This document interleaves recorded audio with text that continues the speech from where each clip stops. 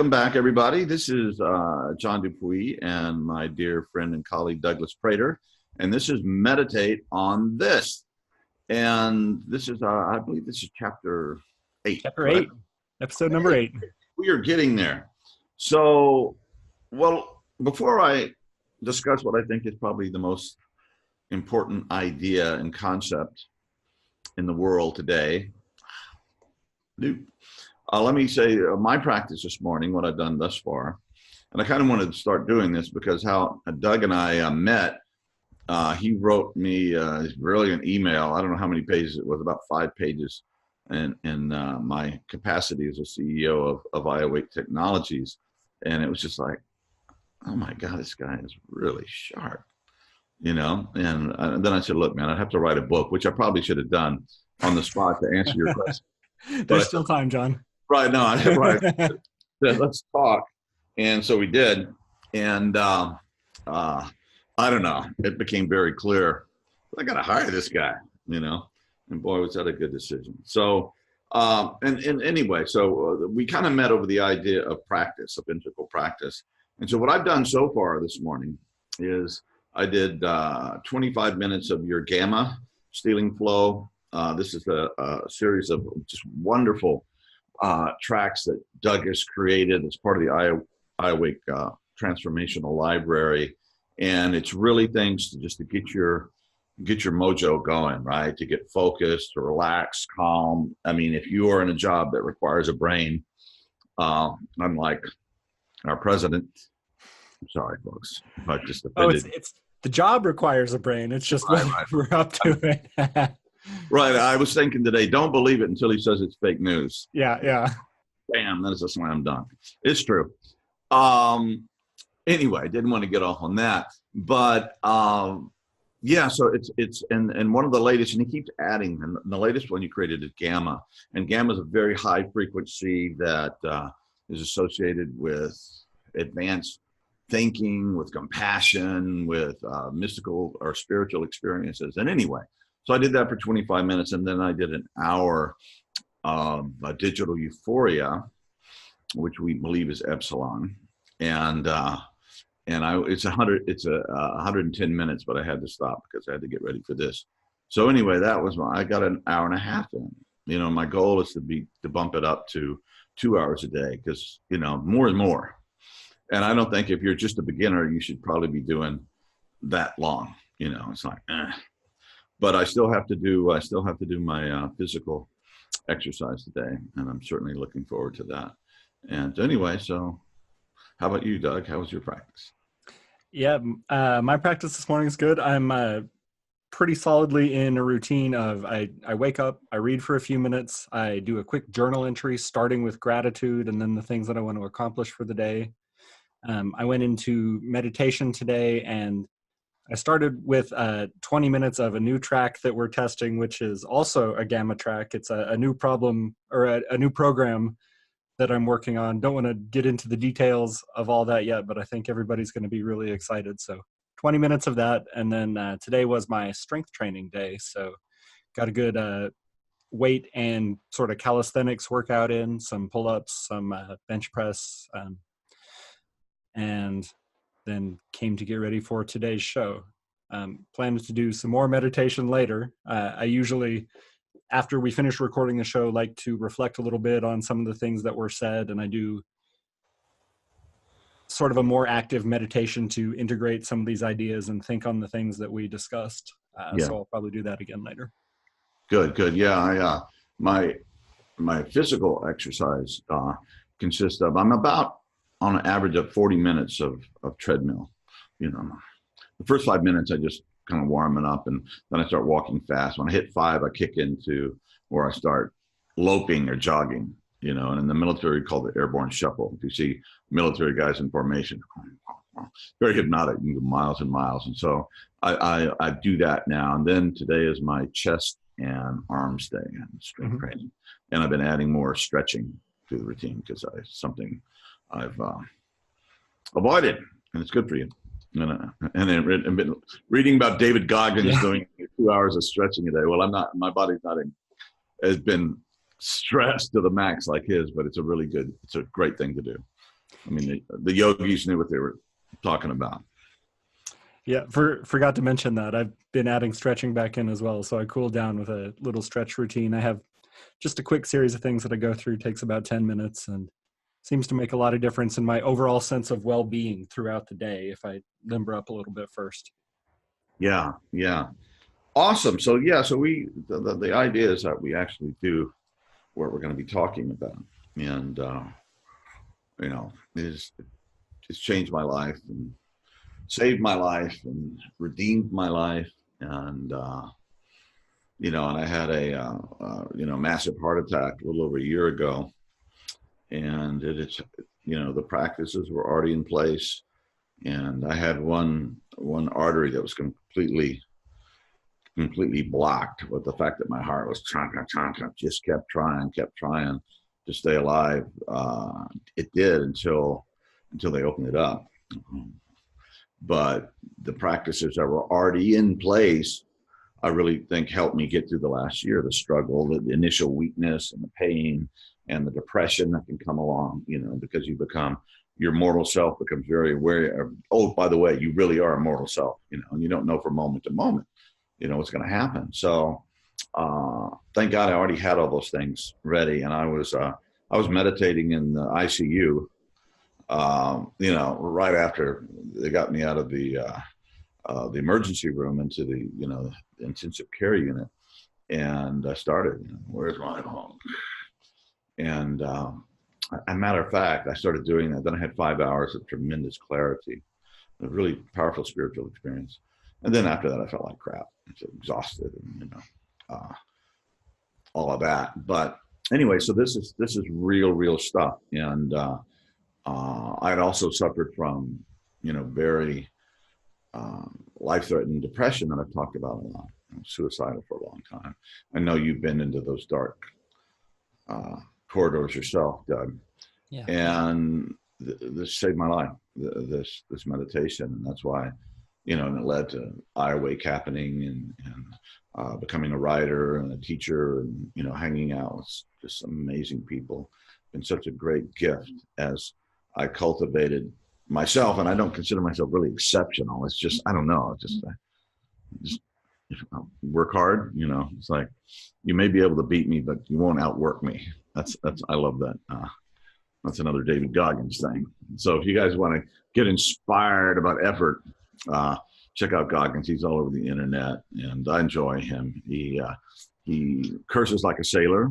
So if you find the F-bomb offensive and a few derivatives thereof, I wouldn't, it's like if you're just can't stand violence, don't watch Game of Thrones, right? If you don't like obscenity, don't watch David Goggins. But if you can get beyond, listen to the guy in his story, it's really so inspiring. And his level of mental toughness is just above and beyond. The guy's from another planet or something, and even if we never quite reach him, his story is very well. He's helped me to push myself harder. Absolutely. I'm not, totally, doing like, I don't know, 100 miles a day for 5 days or something, running. So it's crazy ass things he does.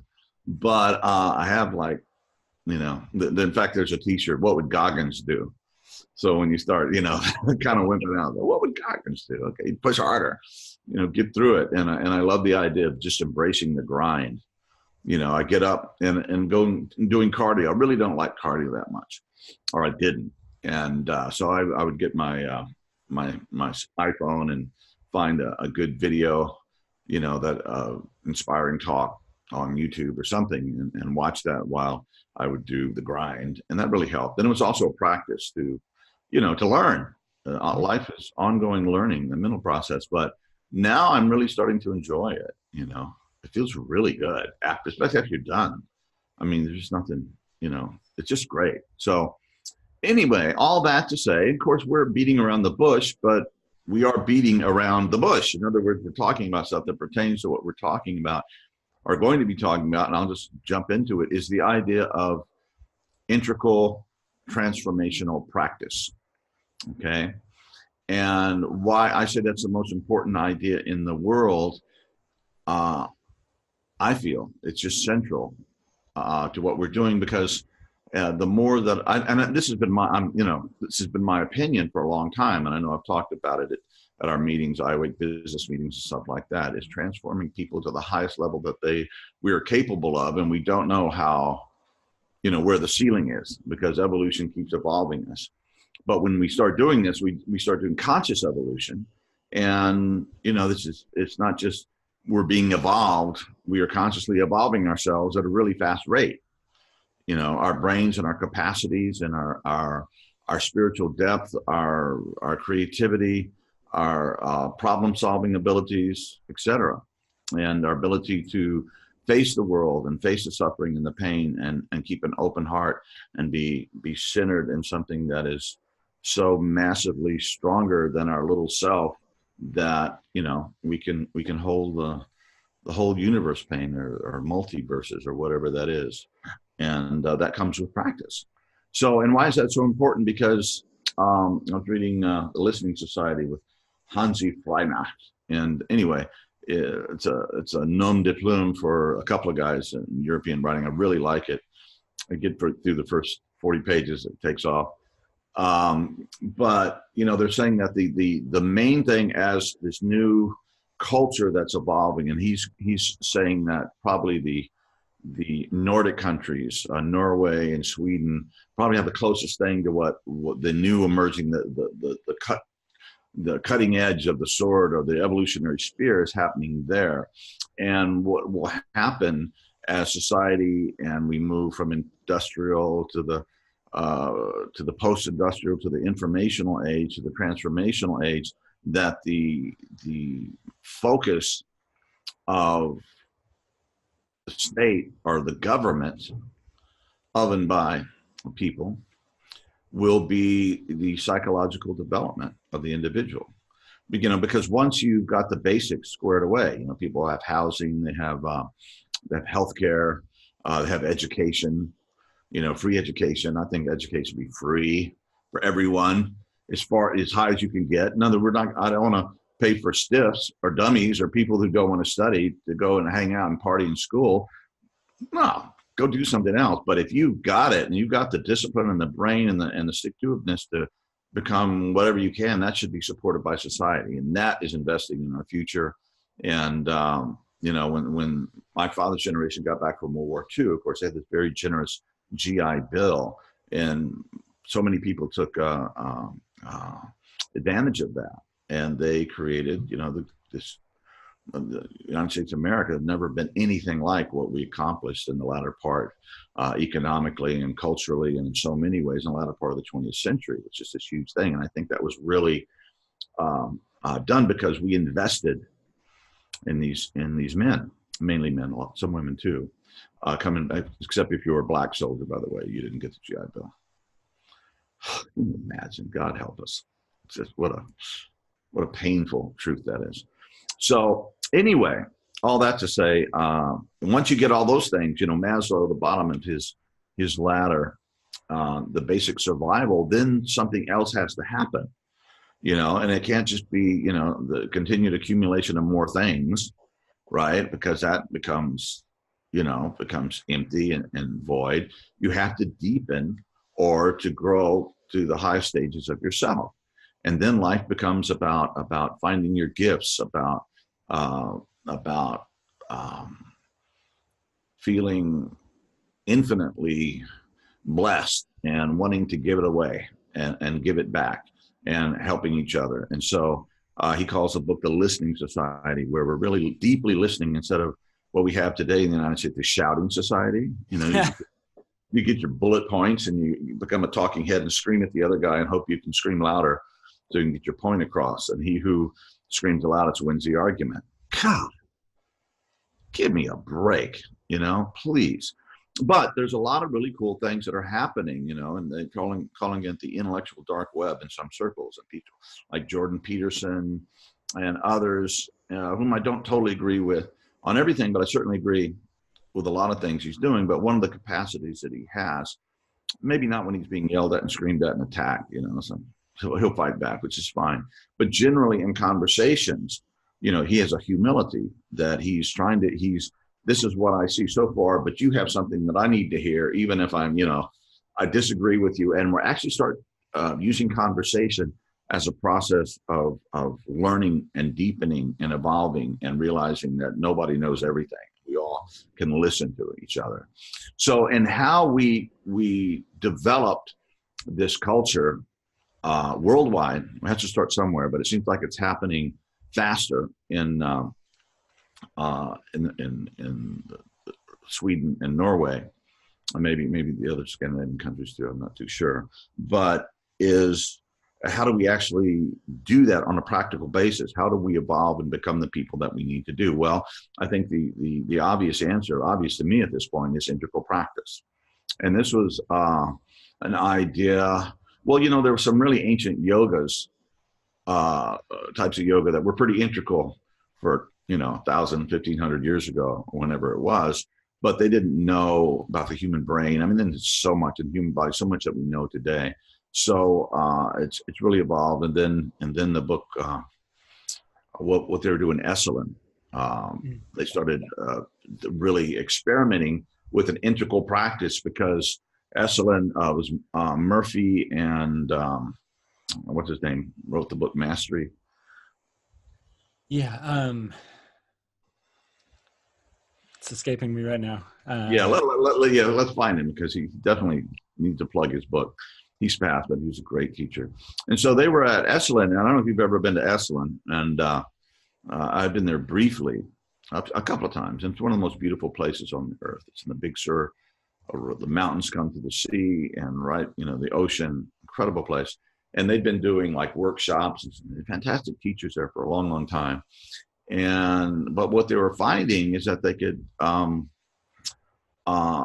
could facilitate really powerful experiences, right? Where people would go to the yoga workshop, the lecture, whatever was going on, and with these fantastic teachers, and people would have these moments of aha and awakening and wow, getting in touch with their deepest selves. And George Leonard, by the way, thank you, Doug, in the book, The Mastery. Anyway, it's a great guy. So they said, yeah, but what happens when people leave, the magical confines of Esalen, and they go back home, the light would fade and the buzz would go away. So they said, okay, well, so what can we do to sustain growth? Not as just an episodic thing that happens and then you go back, and you go back to work and the house and the kids and whatever that looks like for you, and it goes away and you kind of just remember, wow, that was such a cool experience. And they came up with this idea of integral practice. And the 4 things that you would have to work is your body, your mind, do the emotional work, which is vast and shadow and all that stuff, and then a spiritual practice that gets you in touch with your deepest essence, okay, who you are, at the deepest level. And that is a spiritual quest. And however you frame that, you can do it in an atheistic sense, Buddhist or atheist. I don't believe in God. And some versions, they have a lot of gods. But anyway, generally speaking, they're not a God thing. But they're very spiritual and compassionate. So, oh my God, you can have all this stuff without actually, necessarily having a God thing. And then, or if the way that it comes through you and your karma and your understanding and your experience, God bless it. That's great. So, so they did this. And so not only did that, they said, we want to have people set these super high goals. And this was written about very systematically and scientifically in the book, The Life We Were Given, I believe, George Leonard and Murphy wrote it together. And they were finding people were able to achieve extraordinary things by doing these practices. And some people wouldn't stay with it. They had volunteers and, people would start and then they'd drop out. But the ones who did were able to achieve things way beyond what they expected by doing these practices and really working hard at it. So then it was later, the idea was taken up by Ken Wilber and definitely taken up by me when it was one of the first things when I discovered Ken's later work, the idea of integral practice was just like, yes, of course. And I was working with drug addicts and alcoholics in wilderness programs in the desert. And I said, man, this could be the thing to help these people, sustain their sobriety and the stuff they're achieving in the wilderness and take it home with them for a lifetime, of working on themselves. And of course, I had to test it out before I could teach it, right? And so I started doing it. And I'd worked out, I'd been, a gym rat for years and, off and on meditation and stuff like that. But at that point, I discovered brain entrainment, binaural meditation. I started putting it all together and started healing me in so many profound ways. Just, oh my God. And so I've often, to me, that's been kind of with all the kind of the brilliant stuff that's happening, in the integral thinking and in the thing that's unfolding right now. Some really interesting things are happening on the cutting edge of the intellectual scene, but all that has to be grounded and all that has to be made a daily reality. And the way we do it is an integral practice. Okay. Integrate the body, the mind, your emotional stuff, your ego. Okay.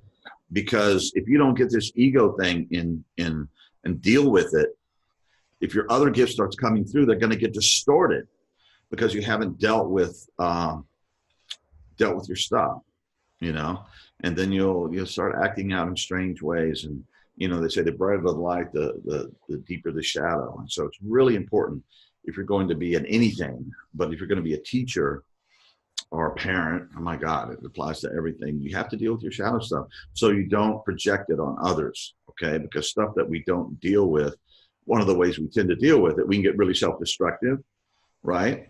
That's almost a nobler way than projecting on others. If you're going to kill somebody, it might as well be yourself and not another person. Or we put it on other people, and that's why all the pedophiles, and I've worked with a few as clients in my years of, being on this path, and almost all of them were victims themselves. Okay. So instead of having somebody who could work with them, something happens inside and you become the victimizer to be able to deal with your own powerlessness. That's why it's such a bloody sin against humanity, against all that is good, sexually abused children, because it just takes a lifetime. And sometimes you create monsters, it's just like, can't do that. So anyway, the idea that we have to work on ourselves and we know what we have to do. Okay. First of all, you got to have a strong body. It means you got to eat right and you got to exercise, with diligence and discipline. Like, as I think George Leonard said, a lifelong athlete, which he modeled by becoming a keto black belt in his 70s, I believe, and went on to become a 5th degree and was a teacher that people would travel to from all over the world to study with Aikido, okay, at a very late age. So he knew whereof he spoketh and wrote. And anyway, for those of you who have figured out exercise, it changes everything. Okay, it changes your emotional well-being, your intellectual capacity. It just feels good to be in your body and inspires you to bring that focus and energy to the other areas of your life that need attention. And I know you're a light shining in your physical, your exercise and the shape that you're in, Doug. You might, you can just, I'll shut up and you can just jump in it. I mean, you have so much to say on this from so many levels. Yeah, the exercise piece of it was foundational for me for my own healing and transformation because it enabled everything else. There's a sense of personal empowerment that I found in being able to get up and accomplish something and stick with it and stay consistent with it and, watch myself transform. The neurochemistry that's generated, especially when you're doing something like cardio, John, it's so hard to get started, but by the time you finish a workout, once you've been doing it for 30 or 40 minutes, you're flooded with endorphins and all these other good things. You generate BDNF, the brain-derived neurotropic factor, which makes it easier to learn new things, learn new skills.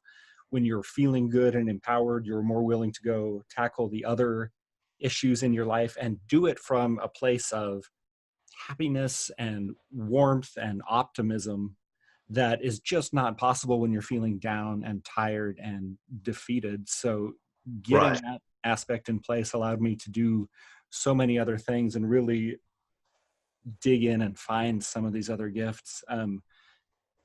There's, a healthy body is necessary to support a healthy brain, a healthy emotional life, and our growth on all levels. And that involves cardiovascular fitness and strength and flexibility. You mentioned eating right, and I would add to that proper nutrition and good breathing habits. So many of us breathe so poorly. We take these horrid, shallow chest breaths that don't get enough oxygen going anywhere, and that stuff really hampers our ability to do anything and everything else in ways that we don't often think about, but are crucial. Yeah. And the on the other things, as far as the physical training is strength training. I mean, there's just like, God, there's so much research done and so much experiential stuff that strength training is just good for your bones. It's good. It's just everything. I'm 62 years old, and I'm really, and had a heart attack a little over a year ago, and I'm really strong, the body physically. So, why? Because I've been doing it for years. But it really helps. It feels, and I look at men's bodies who haven't done that, and they're old, and their shoulders hang over, and then these big extended hard guts, and they look terrible. And then you see them, and they finally, when they're 65 or 70, well, I got to work out, and so I mean, that's good, but if they've been doing it for the last 30 or 40 years, it'd be better. And I had a guy who had been a Mr. America back in the 60s and everything like that. And I said, and he had pictures in this gym I worked out. He said, it's beautiful body. He said, but I said, well, do you guys use steroids? He said, man, we didn't even know about vitamins back then. So anyway, and he's in great shape. He's in his mid 70s now, and he's just, he's just beast. So yeah, and there's so much research on depression and diabetes and heart disease and on depression, you name it. It is almost a cure-all for all of that.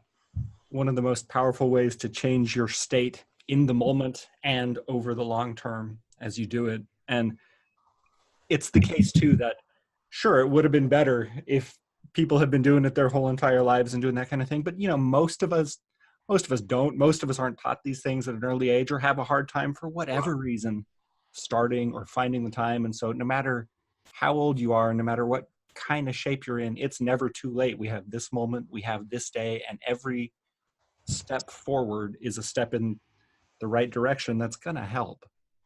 And yeah, and if you're a parent of young children, such as you have a young child now, you can, I'm too busy, I have a child, I have to work and everything. No. Whatever you're doing, your daughter is going to remember dad was in great shape and dad took this time. And so you pick it up. And I've had, my son and, nephews and nieces have seen my example of just dedicated, working out. We go to family reunion and say, hey, I got to work out, folks. See ya. And most of them, a lot of them adopted that. So that's a gift that you can model and hand on to the generation to come. So it's just like, you just got to do it. Okay. Just, if you want to have a vehicle that runs well, such as an automobile, you have to take care of it. You have to change your oil and you have to put gas in it and, and the batteries and all the stuff you have to do, or it's just just gonna clunk and you won't be able to go anywhere. So, and the better shape that you get into, the more fun it is. A strong fit body loves doing strong fit things, and it becomes a focus, it becomes a meditation. When I go to the gym, I put sunglasses on and I have my earbuds or wireless headphones, and I'm in training or listening to a book or whatever I'm doing, but I'm pretty much in my own world. I'm not being very social, which maybe I should more, because that's important too. But I just and nobody bugs me. They can see, okay, this nutcase is just, here to here to do it. And so yeah, you can't say enough about it. And the other thing, well, the other part, we talk about 4 lines. Our lines are kind of multiple capacities or intelligence. So we have lots of them. I mean, some people, there's 24 central lines. Well, I think there's probably, all kinds of. There's chess playing intelligence. There's guitar playing intelligence. There's culinary intelligence. There's football intelligence. There's, all these different things. But the 4 basic ones that you have to work. So we establish the body, okay? Next one's a mind. It's like the old thing in the beginning of the computer age, they used to say GIGO, like garbage in, garbage out. Yeah. Well, we need to do like good stuff in, good stuff out, treasure in, treasure out. So you fill your heart and your mind with brilliant stuff. Sorry. The first rule of podcasting, turn the dinger off. And it expands your horizons, and you start figuring things out. And like, hard to believe now I'm talking so much, but I learned early on to ask questions and listen to all kinds of people. Yeah. And if you do that, people think you're a wonderful person, because people really like to talk about themselves and to know that they're being listened to deeply. And it evokes something deep. And if you want to be a therapist, that's basically skill set. I mean, some other stuff too, but if you can do that, you'll do something. And so for other people, that's good. But anyway, so it's that ability to listen. And so I would listen and ask stories. And when I was in the Army as a young man, I was in Germany, and they sent me to Defense Language Institute, where I learned German before I went over there. So I talked to these old guys who'd been through the Hitler time in World War II and the soldiers. What was it like for you? What was your experience? It was kind of a deep shame in most parts of Germany about, of course, what had happened, especially if you'd been a soldier or something like that. So I got people to open up to me, and I,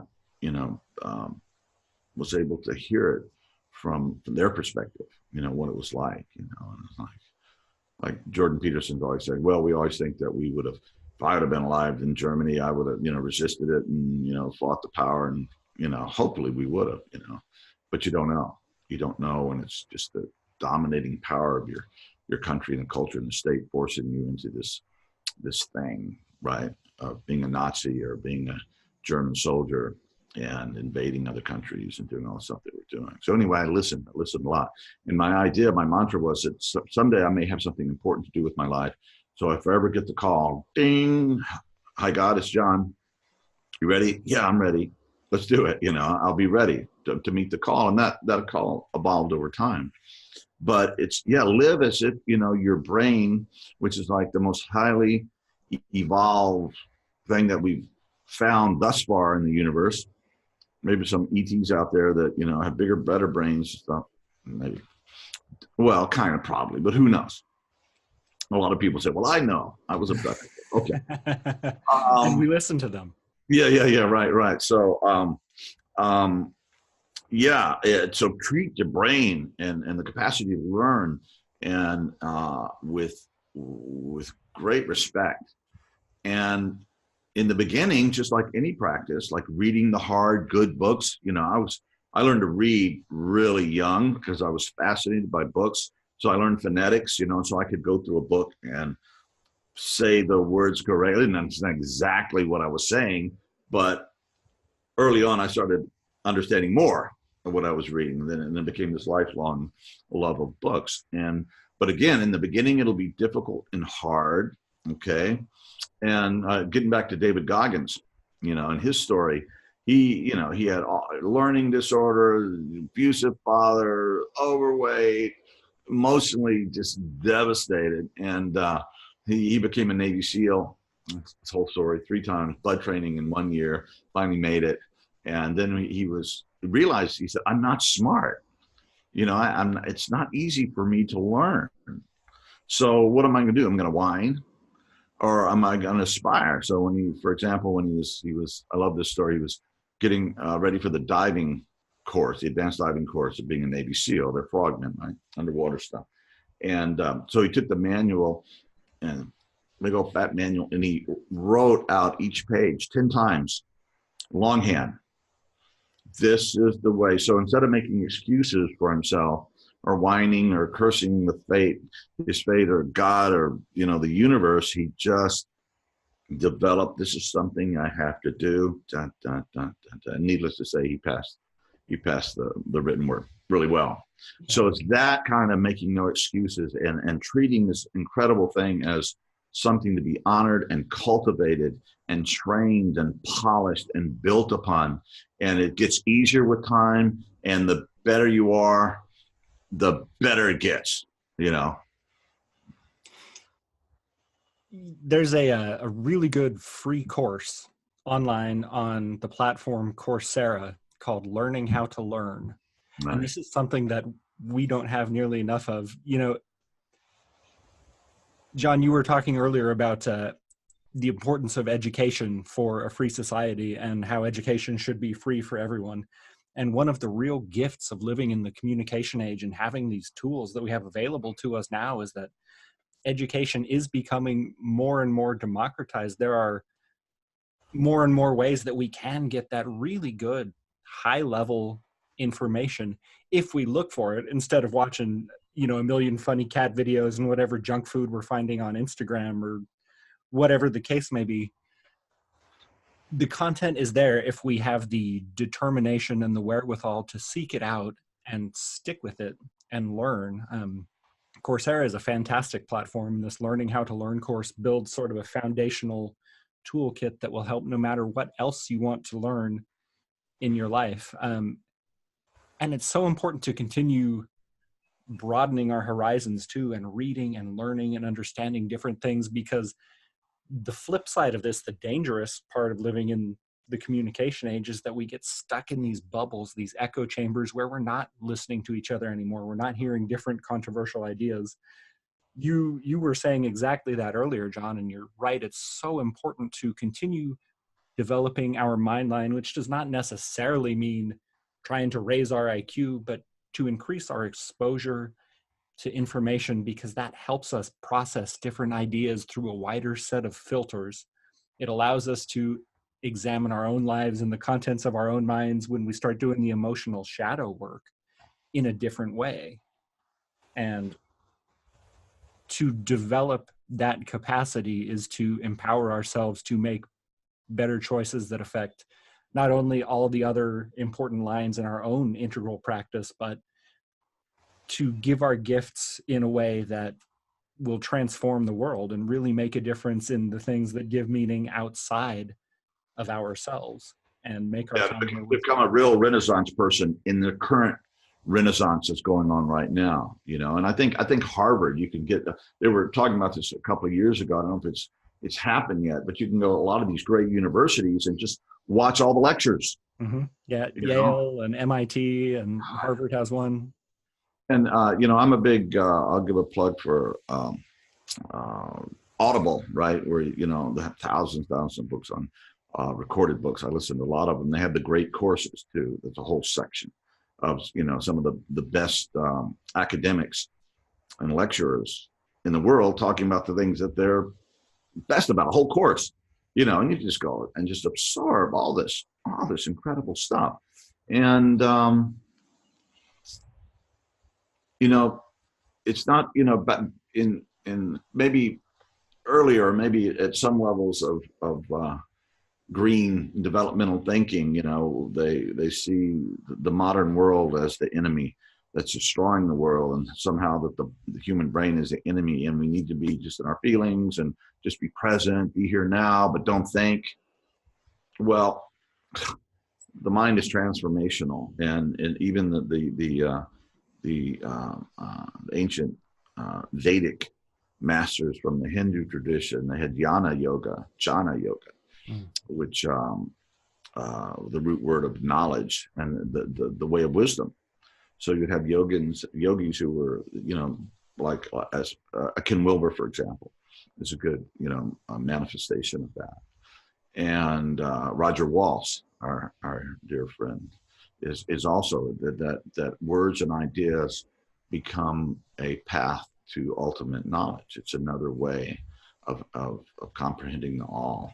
And when you start seeing the patterns, and it's like You load your brain uh, and your mind with all this information about history and this and that, or the big three, right? The good, the true, and the beautiful. The good being science, objective stuff, da da da da.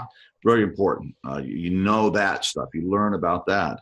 The true, that would be, the field of religion. Okay, science can tell you what is, but it can tell you it's good or bad. It just is. Okay, so we need that aspect of a spiritual or a wisdom tradition to help us determine what is good. Maybe I said true for that, but I meant good. Sorry if I confused everybody. So speaking about the truth, we're talking about science. What is true, but what is good? How do we make a moral value? In other words, we can make this bomb as big as an ant and it could take out Africa. That's great. Should we do it? Let's have a really deep conversation about this. No, just because something can be done doesn't mean it should be done, especially with the advance of technology. How do we start making those choices? Just because you can make a bunch of money off of something, what is it going to do to, the Native Americans said 7 generations to come, right? Don't just think about you, dummy. Start looking how these things evolve over time. And that's part of wisdom. So we want the true, we want science, we want the good. We also want the capacity to make ethical, moral decisions and how to lead a good life. And then, of course, there's the beautiful, which is the realm of art, and music. And of course, some art's not beautiful. It's ugly because people feel ugly and they're trying to express the ugliness of the world. But a lot of it leads us into beauty and harmony. And you can say The Lord of the Rings. Is it a happy book? I don't know. It's a masterpiece. That's for damn sure, but art, science,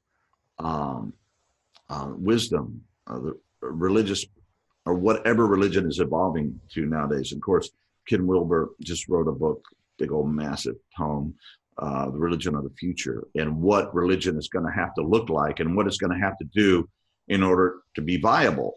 And I think what 60% of the millennials I was reading are the people, young people in the United States, they say we're spiritual, but they're not religious, so God help religion, right? To start meeting the needs of the people. And one of the things it needs to do is to realize there's different levels of religious development. And, when you start off at the Easter Bunny stage or the mythic stage of the magic stories, and that's as far as it goes. Easter Bunny's really, probably pretty appropriate, and Santa Claus and all this stuff for your daughter, right? Because they live in this fantasy world, and it's okay. You're not lying to them. You're speaking to them in a language that they can understand, okay? And there was one, I think it was Ken Wilber and another, he was talking to a father, and his father, he had a very ADHD son, or ADD, I think they call it nowadays. And he had a hard time just staying still. And he said he taught him to meditate by saying, remember Spider-Man? Because he really loves Spider-Man. He said, yeah, when he's on the wall, he's looking at the bad guys. He just watches. Yeah. Yep. But he taught his son, his little nervous kid, successfully to meditate by using these magical stories, And of course, magical stories worked with, not literal, but it's metaphors for our own interior stuff, and that's what happens to scripture and the stories in the Bible and stuff like that. They can be taken not as literal truths, right? And the great Jewish mystic said, "Man, if you're taking this stuff literally, you just don't get it. You're missing the whole damn point. So try to make it a history or a science book. It's like, what? It's not there. So anyway." You have to, levels of development in religion and everything else. It's what we're talking about. And integral practice is truly the only way that we know to not only achieve that growth, but achieve it in such a way with enough essential parts of you healing and coming to enough higher levels that the building's not unstable. It's like you're really brilliant intellectually or artistically, but you haven't done your emotion work, your shadow work, and you go crazy, you kill yourself with drugs, you hurt other people. You have to have the whole structure. And how you do that with a daily dedicated integral practice, and we know so much about it now. And putting it together, not, I don't meditate, I'm an athlete. I'm a meditator, I don't work out. Oh, and I don't like to get in my head, because I just want to be here in the eternal present. Come on, you're missing a whole bunch. You have to put it all together in this package, okay? So anyway, religion has failed, and there are some ministers out there that are kind of getting beyond that. But if you want to have a relevance, religion's going to have to grow up and meet people at the highest levels, because the modern atheists, they think that God stops with the mystic stories, and it's really easy to take those things apart and deconstruct them and show that stuff is all it's mythic, it's magical child language. Do they say, well, the Easter Bunny's not real? Come on, man, lighten up. Of course the Easter Bunny's not real. It's it's a story. And if they could get beyond that and see that the God thing, or the mystery thing that all the religions have been dealing with from time immemorial, or the different whether shamanism or different spiritual traditions and paths, is real, and you can carry that through to the highest levels of human development very clearly. And Ken Wilber does a great job in showing that, and it gives you hope for a new kind of a human being, and a new kind of spirituality, and a new kind of religion that'll actually work in the world that we're birthing at this moment. And the key to getting beyond that is taking responsibility for your own spiritual development. If you are an atheistic person who's very much in your rational mind and balks at that word, then start with something that you can get behind, like the scientifically proven benefits of journaling your gratitudes. Or maybe the idea of church really turns you off because you are not yet aware that there is anything more than the mythic, literal interpretation of things. So you can appreciate the majesty of nature. You can stare up at the stars and the heavens and feel the beauty and the awe and the wonder of that.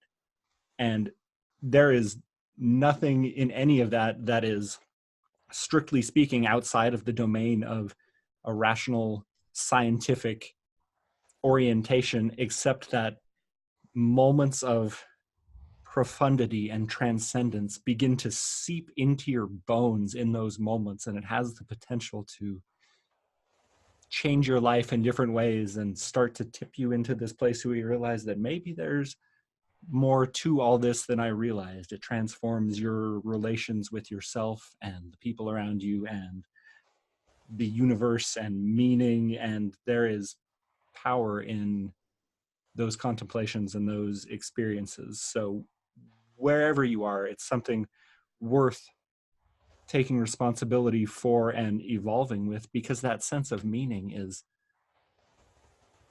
really what makes all this worthwhile. Without it, Yeah. we devolve into nihilism and start treating each other poorly, and nothing matters, and why are we here, and let's just blow everything up, or who cares about the future generations, let's destroy the environment now. We can't have that. We can't do that. It's was never sustainable, and we're so damn close to that tipping point. Yes. That evolving ourselves now through all of these domains, and particularly in this case the spiritual one, is the only way out. Yep. And if you don't have the character to do it, well, get some, for crying out loud. Okay. If you don't have the willpower, well, start building it.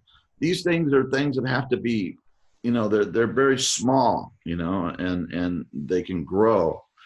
I've been really being influenced by the heroic example, the noble life of Martin Luther King Jr.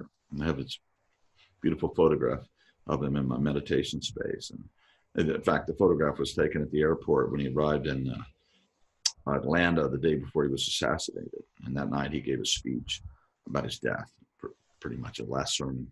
And it's one of the last pictures that were taken of him alive. And anyway, it's a very, very moving picture. And then one of the things that's been resonating with me is in his great "I Have a Dream" speech that he said in front of the Washington Monument to all the people that gathered there. He said, I have a dream, and I'm kind of paraphrasing that my children, there'll come a time when they won't be judged by the color of their skin, but by the content of their character. They didn't say you shouldn't judge, It just shouldn't be an outer judgment, somebody's skin color, but the content of their character. And we need to judge ourselves firstly and foremostly, and look in the mirror and go, what in the hell is the content of my character? And look at it, look in your eyes deeply. I mean, that's a deep practice. You just go look in the mirror and look in your eyes. Pretty damn scary. Really interesting things happen. So what are the content of my character? Well, I whine a lot, I make excuses, and I don't do the things that I know I need to do to be the person I need to be. Okay. Damn. What am I going to do? Well, I don't know. Maybe you're going to get a coach. Maybe you're going to start making little changes and advances and practice doing the right thing a little more often. Well, I had a guy I was working with one time. He was really smart, entrepreneur, made a bunch of money, and got through all the stuff I was trying to teach him pretty quickly. I said, okay, I got all that. What do I need to work on? I said, well, you're an arrogant asshole. So maybe you need to work on that. And he was like, what? And I said, yeah, you're just arrogant. You're so full of yourself. You're really smart. Big deal. I mean, yeah, great. It's good to be smart. But so I gave him assignments. Now you have to go out and the guy at the gas station, at the grocery store, and just connect with normal people in a kind way and say something kind about them from your heart and start letting that be what you work on, because what profit is man if he gains the whole world and loses his own soul? You have all this stuff and you've neglected your soul and what, the kindness and what really matters and compassion. So that became his work, to become a human being. So all these things, and these are really, really high, lofty goals, but it's really the only thing that's going to do it, because we have to get to a point where we get beyond our tribalisms, where we just attack each other and start listening to one another and start working together. And there's just common and according to what's going on in the listening society and what's evolving in these Scandinavian countries. And Pope Francis said, he said, when you look at it, probably the most Christian countries in the world right now are Scandinavia. And he didn't mean because everybody goes to church. Not many do, but he meant they were behaving in a way, that was more Christian. Now there was more, people were being treated better, and it's just a given there. So you can be what's considered to be a right wing or left wing or this or that in Sweden, and you're still going to believe in the welfare state that supports a basic health of everyone, okay, and basic needs met. Because when people get to that stage, then they start working on other things, and so to become the change. Again, this is kind of be cliche, but it's also that we want to see happen. We have to do it in ourselves. And right now, I mean, I'm just like, it's really hard to get on my little news app and just read the daily, abominable things that are going on in American politics right now.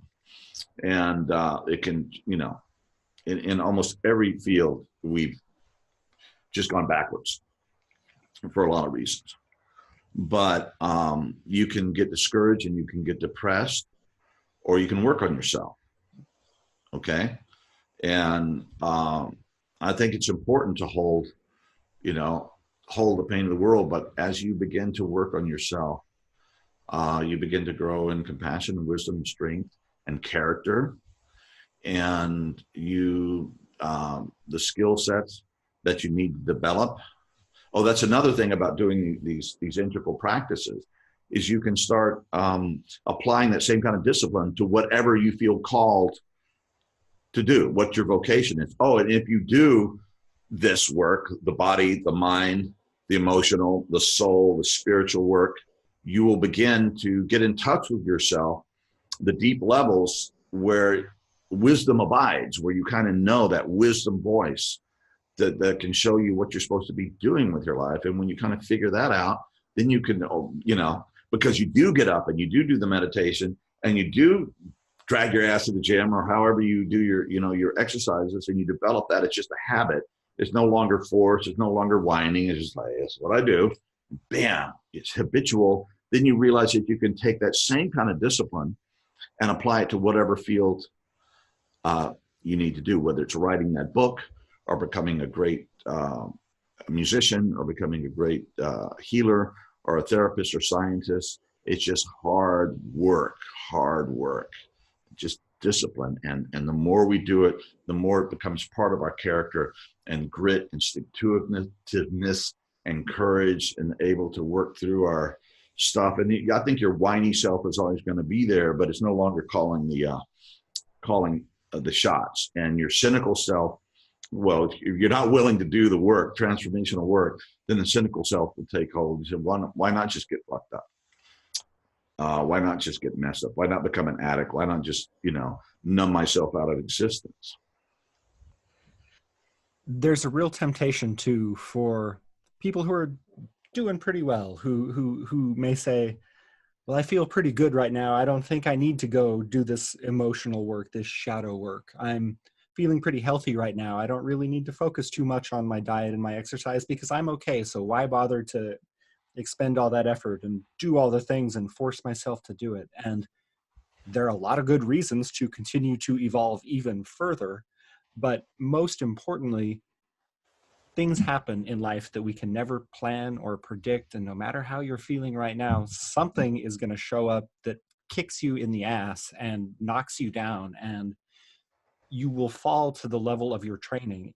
Having those practices established and in place and as a part of who you are allows you to bring out the tools and know what to do when you need it most, because it's hard to start a new thing when you're down and out. It can be done, and a lot of times has to be done because that's the only option available. But no matter where we are, no matter how good we're feeling, it's important to keep doing this and to continue and to work on the things anyway so that we have the resources when we need them.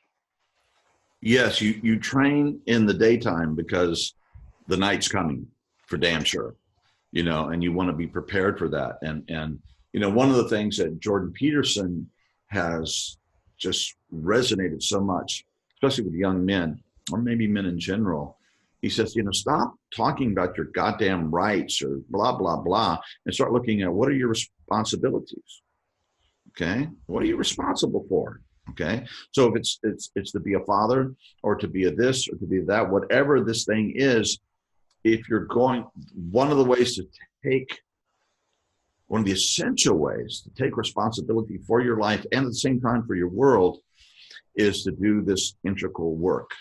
Because how the hell are you going to be the person you need to be if you don't do the work you have to do for that to become a reality? Okay. And it's self-reinforcing because you just know you could do better. And I'm not like saying like I'm the Superman, I've got it all squared away. It's a daily struggle, but I know now what I have to do to become the person, and I went through a hard last few years. I had a heart attack. I lost my mom and my dad and a lot of stuff I really struggled with, but still the sense of calling that keeps me showing up, and because of years I've been doing this, it's just what I do. And my life is aligned right now where I'm really getting the opportunity to focus on the work, on myself and the work that I'm supposed to be doing in the world. And so character, one of the things that characters helps us to do, will take the necessary step to become the people that we need to be, for you to become the person that you need to be, okay? And you will, it'll give you the grit, the stick-to-itiveness, right? The idea that, well, you may be smarter than me, you may be more skilled than me, but you're not going to outwork me. Because, you can't, your natural abilities and all this stuff are like, hey, I don't know how that happens, but some people seem to have it. But even then, if you have natural abilities and you don't develop it, it's not going to go anywhere. And, and if you don't attach that natural ability to a evolved human being, that's taking care of the basic business, that's your responsibility to take care of your business, right? And then perhaps you'll be in a position to help others, John Lennon said, you're going to be part of the solution or you're going to be the problem. And if we don't work on ourselves as if it mattered, as if our lives mattered, we're going to miss the boat. Okay. And the greatest tragedy is not to be a has-been, but it's to be a could have been. And you never found it, and it's also inspiring when you start getting better. It's like, I can read Rumi and the great mystics and everything, and I get it, because I've been doing it for so damn long. I've been meditating a lot for a long time with great tools, that generations before me didn't have access to. Mm-hmm. So I can, bless the universe in the time that I'm alive and use the gifts that we have. So technology is a blessing and a tool, and doesn't become an addiction and, something that's destroying us. So we have to get wise and we have to get strong and use the tools that we're given to be the people that we need to be. And that's what we're here to do. That's the meaning of life. Remember who and what we are, the deep experiential level, and then take that back into the individual expression of who we are, the expression of the whole, and channel the amazing creativity and beauty and compassion and joy and wonderful depth, complexity of the universe through your being and through your relationships and through the work that you do. And that's it. That's what we're born to become. And maybe it's taken us a long, long time to get to this point, but we're living in a time where we're realizing this, and it's happening. And, if this sounds elitist, I was in conversation with Ken. I don't know if I asked the question. I probably didn't, because I don't think I would ask the question. But anyway, somebody said, well, isn't this whole thing elitist? And he said, well, yes, it certainly is. But it's an elitism to which everyone is invited. Okay? You're invited to become the elite version of yourself. Why? Because that's your damn responsibility. That's what you were born to do. And not to make excuses, that you're not the best looking, you're not the smartest, you didn't have, you struggled, didn't have rich parents or whatever capacity we have to do the best we can with what we have. And then we will get more, much, much, much more.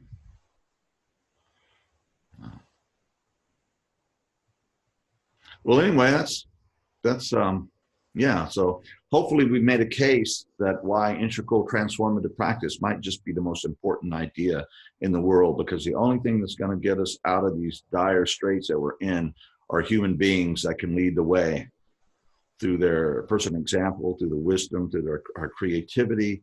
And we just got to get it together and do the work. And while it's hard and challenging, it's also wonderful and inspiring.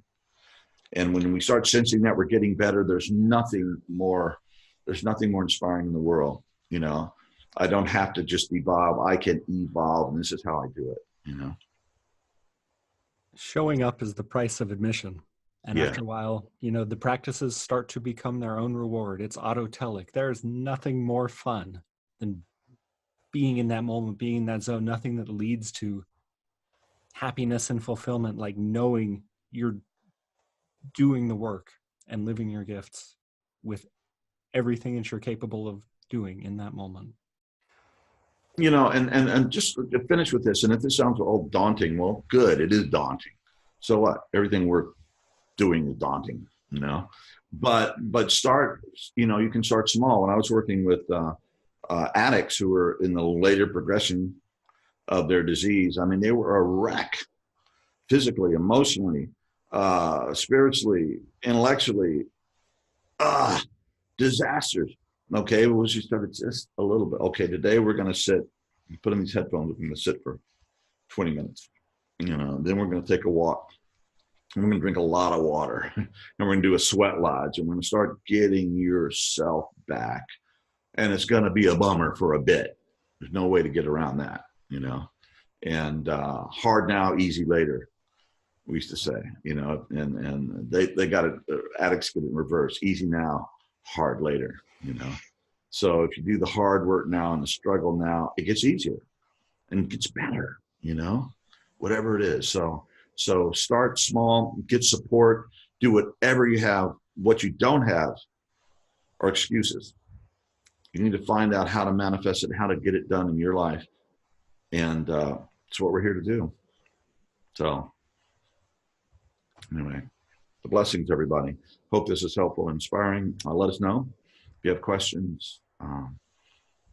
Check in. Comment down below, send us an email, hit the like button, and if you want to see when our next episode goes live, hit the notification bell just underneath this video. All right, Doug. Had a great time again. Thank you. Thanks, John.